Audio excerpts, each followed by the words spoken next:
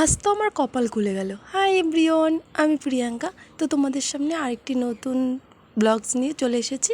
দেখো আজকে কপাল খুলে গেল কেন বললাম, আমার বরের তো কাজের জন্য সময়ই হয় না, তবু আমাকে সময় বের করে তেল দিয়ে দিচ্ছে। তাহলে কপাল খুললো না বলো? যাই হোক, ও আমাকে তেল দিয়ে দিচ্ছিলো, খুবই ভালো লাগছিলো।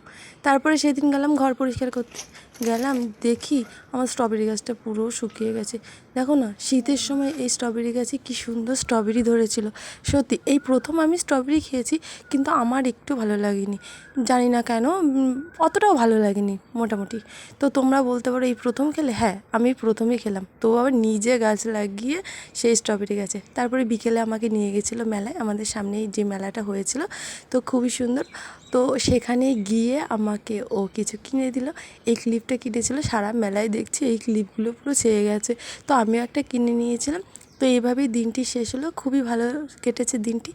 তোমরা সবাই খুব ভালো থেকো, দেখা হবে পরবর্তী ভিডিওতে। আজকে এই পর্যন্তই।